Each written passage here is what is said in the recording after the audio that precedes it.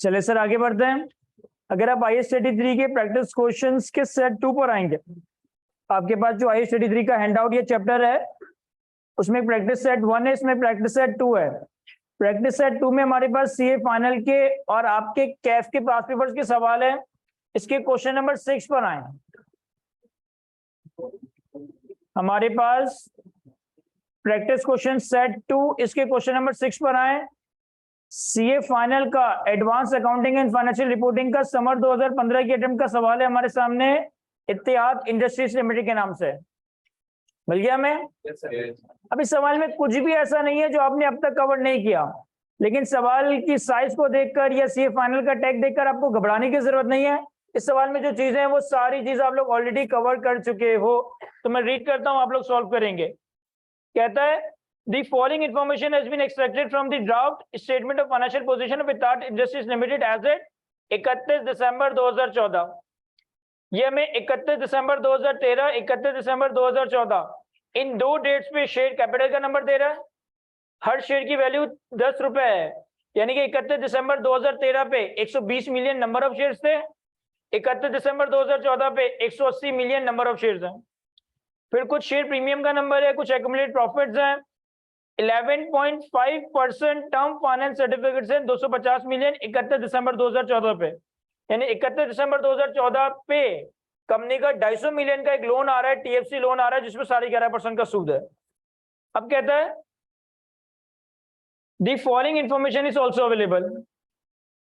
Profit after tax earned by company during the year ended 31 December 2014 amount to ₹225 million.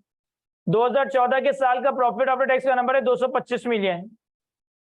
Point number 2, on 1 April 2014 में company issued 25% right shares to its existing share holder at ₹15 per share.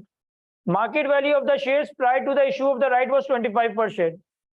एक right shares की information है और बड़ी common information है जो already बहुत दफा सॉल्व कर चुके हैं कि ड्यूरिंग द ईयर 2014 1 अप्रैल पे कंपनी ने 25% राइट शेयर इशू किए। 15 दिया जा रहा है, जबकि market price on the exercise of right कितनी है? 25 रुपए। Point number 3, 20% bonus shares for the year ended 31 December 2013 were issued on 1 May 2014। The right shares issued on 1 April 2014 was also entitled for the bonus।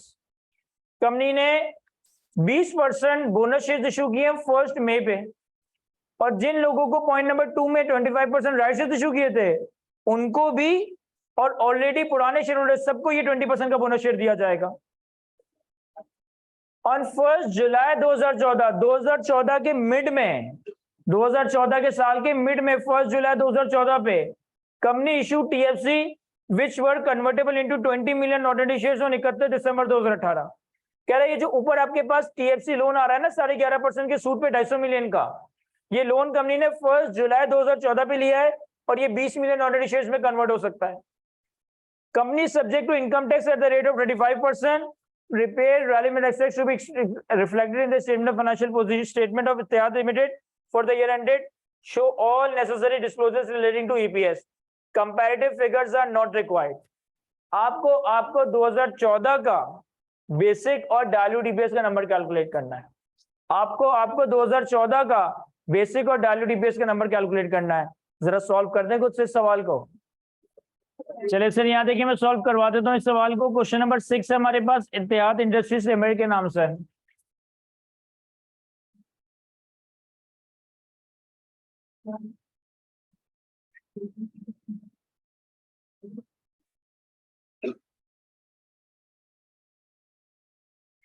पहले हम basic EPS calculate करते हैं। Basic EPS के लिए भी हम पहले weighted average number of shares calculate करते हैं। अब 2014 के लिए हम सारी वर्किंग कर रहे हैं, तो हमें weighted average number of shares के लिए पूरी मूवमेंट बनानी पड़ेगी कि साल के शुरू में कितने थे और फिर ड्यूरिंग द ईयर कितने कंपनी ने राइट शेयर्स और बोनस शेयर्स इशू किए। यहाँ पे हमें सवाल की टेबल में डाटा दिया हुआ है 31 दिसंबर पे टोटल शेयर कैपिटल है 1800 मिलियन, 31 दिसंबर 13 पे टोटल शेयर कैपिटल है 1200 million. 31 December 2013 is as good as 1 January 2014, ऐसा ही है ना? तो यानी कि 1 January 2014 start of the year पे कंपनी के total number of ordinary shares कितने थे? 1200 मॉनेटरी अमाउंट है, तो नंबर ऑफ शेयर्स 120 मिलियन। फिर इन्होंने पॉइंट नंबर 2 में बताया कि 1 अप्रैल पे कंपनी ने 25% राइट शेयर्स दिए, तो 1 अप्रैल 14 पे कंपनी ने राइट शेयर्स इशू किए 25%, तो इसी 120 मिलियन को 25% होगा 30, तो हमारे टोटल नंबर ऑफ शेयर्स कितने हो गए? 150 मिलियन। फिर कंपनी ने पॉइंट नंबर 3 में 1 अप्रैल पे, सॉरी 1 अप्रैल पे नहीं, 1 मई पे बोनस शेयर्स इशू किए, और बोनस शेयर्स कितना इशू किए? 20%, तो इसी 150 का 20% 30, तो टोटल नंबर शेयर कितने हो गए? 180। इसीलिए 31 दिसंबर 2014 पे इसका शेयर कैपिटल कितना आ रहा है? 1800 मिलियन। ऐसा ही है।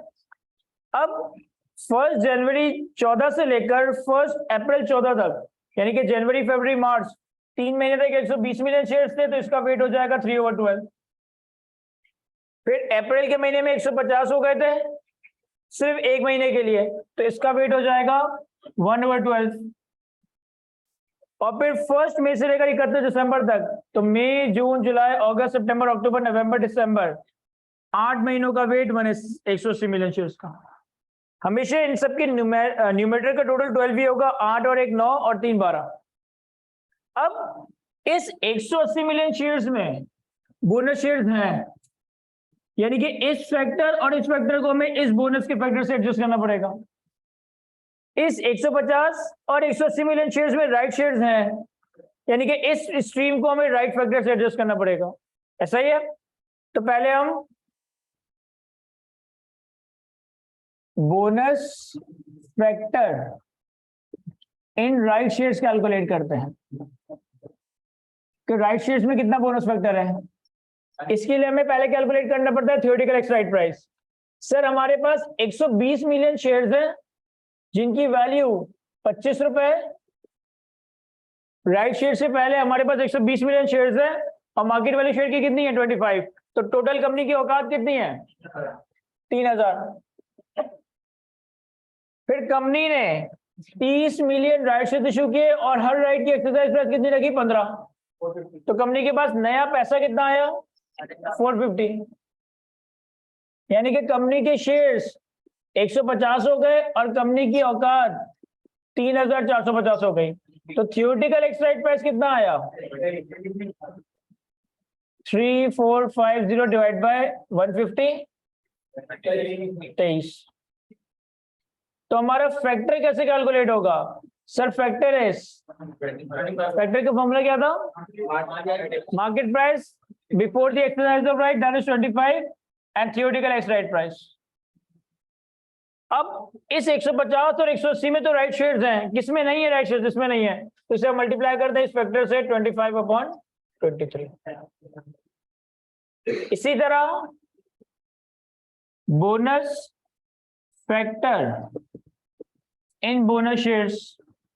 सर बोनस शेयर्स में जो बोनस फैक्टर है वो इजीली कैलकुलेट होता है। Number of shares after bonus issue that is 180 divided by number of shares before bonus issue that is 150, तो ये आ जाएगा 1.2। अब इस 180 में बोनस शेयर्स हैं, इस 150 और 120 में नहीं है, तो इसे हम बोनस फैक्टर से मल्टीप्लाई कर देते हैं 1.2 1.2। तो इसको पूरा कैलकुलेट करेंगे, इसको पूरा कैलकुलेट करेंगे, इसको कैलकुलेट करेंगे, इन तीनों का total weighted average number of shares आ जाएगा कितना? 174.13। क्या ये समझ आता है यहाँ तक हमें? तो हमारे पास बेसिक की बेस कैलकुलेट करने के लिए weighted average number of shares तो आ गया। दूसरा में क्या चाहिए? Profit attributable to ordinary shares.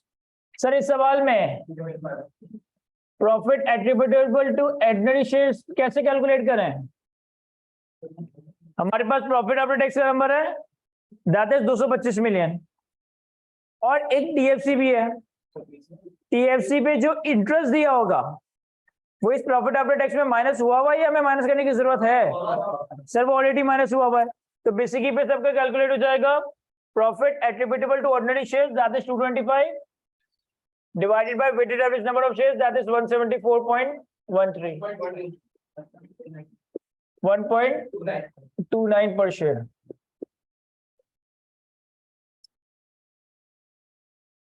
क्या ये समझ आता है? मैं इस बेसिक ईपीएस की कैलकुलेशन के बाद अब हम कैलकुलेट करते हैं डाइल्यूटेड ईपीएस। डाइल्यूटेड ईपीएस के लिए हमें एडजस्टेड अर्निंग्स कैलकुलेट करनी है, हमें एडजस्टेड वैंस या weighted average number of shares calculate करना है। हमारे पास प्रॉफिट आफ्टर टैक्स या प्रॉफिट फॉर ऑर्डिनरी शेयर्स कितना है सर? 225 मिलियन। अब कंपनी ने ड्यूरिंग द ईयर 1 जुलाई 14 पे 250 मिलियन का टीएफसी लोन लिया है। कंपनी ने ड्यूरिंग द ईयर 1 जुलाई 2014 पे 250 मिलियन का टीएफसी का लोन लिया है, जिसमें सूद कितना है? 11.5%। तो हमारे पास एड इंटरेस्ट ऑन टीएफसी कितना? 250 मिलियन का loan multiply by 11.5% multiply by 6/12, क्योंकि लोन इस साल 6 महीने आउटस्टैंडिंग रहा है ना। कितना इंटरेस्ट सेव होगा? 65%। ये कितना है?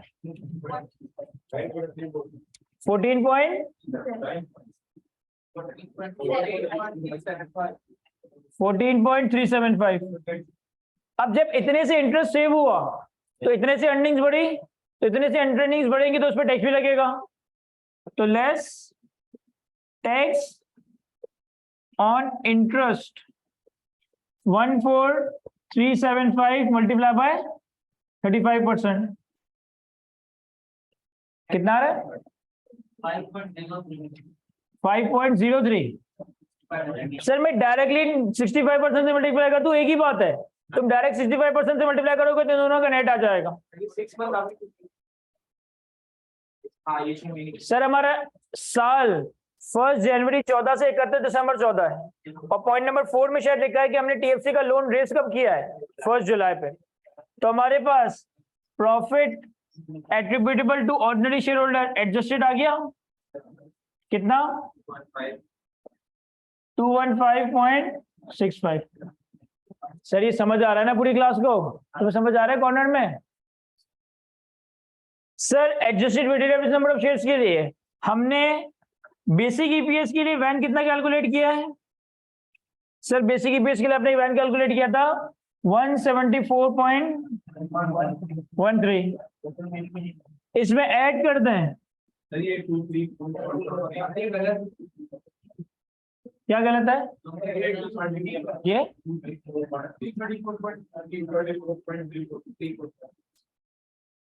234.342 या 341। बेसिक ईपीएस के लिए हमने वैन कैलकुलेट किया 174.13। इसमें ऐड करें affect of potential ordinary shares. कहता है पॉइंट नंबर 4 में जो आपका टीएफसी लोन है ना, ये 20 मिलियन ऑर्डिनरी शेयर्स में कन्वर्ट हो सकता है। तो हम डायरेक्ट 20 मिलियन ऐड नहीं करेंगे, क्योंकि 20 मिलियन तो है, लेकिन ये पूरे साल के 12 महीने का लोन थोड़ी था, सिर्फ 6 महीने आउटस्टैंडिंग था। तो 20 इंटू 6/12 10। तो हमारे पास एडजस्टेड वैन आ गया 184.13।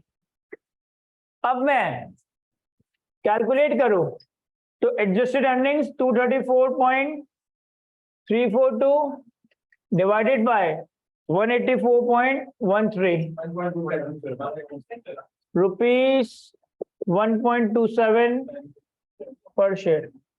अब पहले देख लेंगे बेसिक से कम हो रहा है बढ़ रहा है? सर बेसिक था 1.29 और ये कम हो रहा है, तो इसका मतलब ये हमारा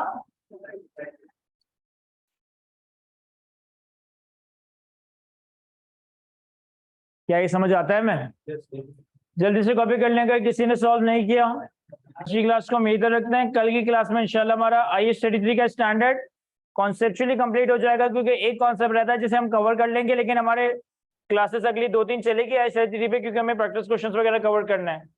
आज की क्लास को हम यहीं तक रखते हैं। कल इंशाल्लाह इस स्टैंडर्ड को कॉन्सेप्चुअली कंप्लीट कर लेंगे, फिर 1 से 2 दिन में हमारे सवाल भी कंप्लीट हो जाएंगे। क्वेश्चन नंबर 8 को लाजमी घर से अटेम्प्ट कीजिएगा। नेक्स्ट क्लास में मैं क्वेश्चन नंबर 8 को अटेम्प्ट करने के लिए टाइम नहीं दूंगा, डायरेक्ट सॉल्व करवाऊंगा इस सवाल को। Thank you, Allah Hafiz.